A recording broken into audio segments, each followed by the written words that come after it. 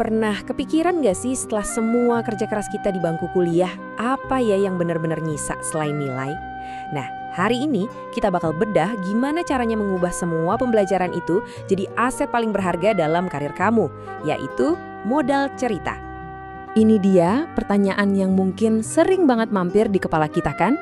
Setelah berbulan-bulan belajar, kita cuma punya setumpuk file dan nilai di transkrip.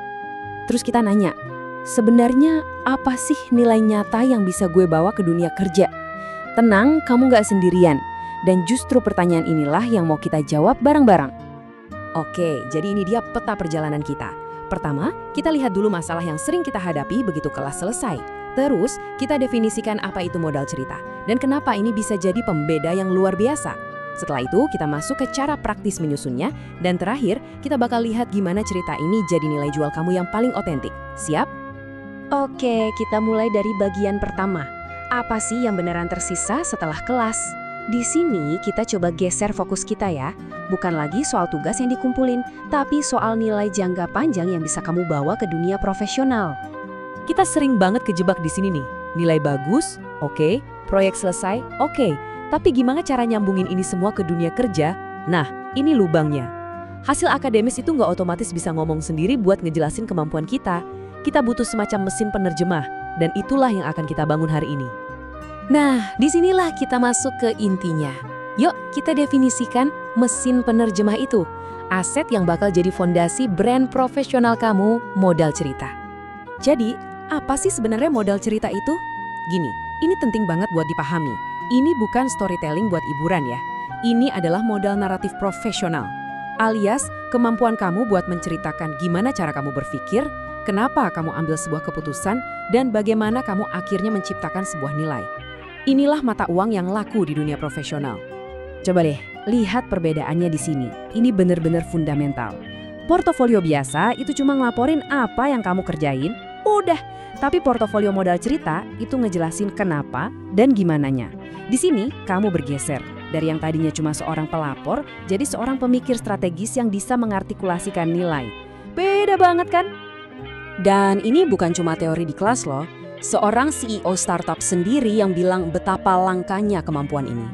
Di dunia yang isinya orang-orang pekerja keras, yang bikin kamu menonjol itu adalah kemampuan buat ngejelasin nilai dari kerja keras kamu itu.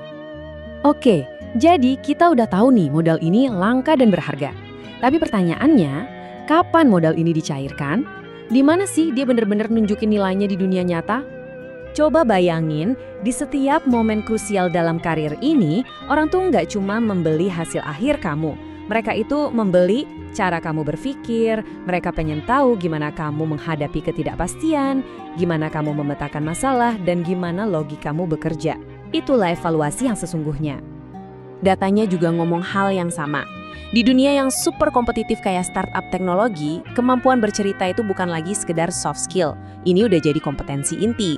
Kemampuan buat menyajikan narasi yang jernih dan meyakinkan itu adalah alat komunikasi yang paling vital. Bahkan seorang pemikir hebat sekelas Howard Gardner pun menegaskan hal ini.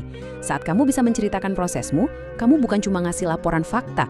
Kamu itu lagi memimpin audiens untuk memahami cara pandangmu. Dan itu adalah inti dari kepemimpinan.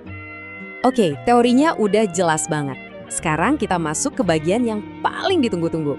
Gimana cara kita mulai membangun modal yang super kuat ini? Kuncinya ada di struktur yang simple tapi dalam banget. Nah, ini dia kerangka emasnya. 3 langkah sederhana yang nunjukin evolusi cara berpikir kamu. Kamu nggak cuma nyajiin solusi, tapi kamu ngajak audiens masuk ke dalam perjalanan intelektualmu. Dari asumsi awal, ke penemuan baru, sampai akhirnya ke keputusan strategis. Ini powerful banget. Pas kamu lagi ngebangun cerita kamu, ingat prinsip-prinsip ini ya. Tujuannya bukan buat pamer kesempurnaan, tapi buat nunjukin kejujuran proses berpikir. Bukan soal seberapa banyak yang kamu kerjain, tapi seberapa dalam kamu memahami satu masalah. Ingat, kejelasan adalah segalanya. Dan para pencari bakat profesional pun setuju banget.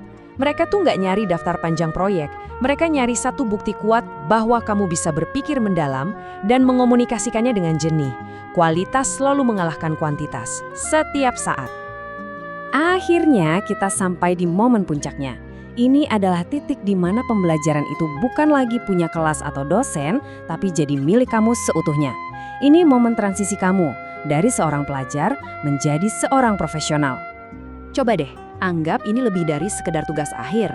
Anggap ini sebagai kesempatan pertama kamu buat merumuskan sebuah cerita fundamental yang bakal jadi tanda tangan profesional kamu. Sebuah cerita yang bakal kamu bawa terus dan kamu ceritain lagi di wawancara, di rapat, di presentasi, sepanjang karirmu. Dan inilah tujuan akhirnya. Mengambil semua pengalaman belajar yang abstrak dan mengubahnya jadi sebuah aset, sebuah modal cerita yang bisa kamu bawa selamanya. Cerita ini punya kamu, untuk kamu gunakan dan untuk kamu kembangkan. Sebagai penutup, saya mau kasih kamu satu tantangan, bukan cuma pertanyaan. Coba deh lihat ke dalam diri kamu dan tanyakan, kalau seandainya cerita profesionalmu adalah satu-satunya hal yang bisa dilihat oleh seorang rekruter, investor, atau calon partner, apa yang akan mereka pahami tentang kamu? Cerita itu lagi kamu tulis sekarang. Pastikan itu adalah cerita yang benar-benar mewakili nilai terbaikmu. Mulai bangun modal cerita kamu hari ini.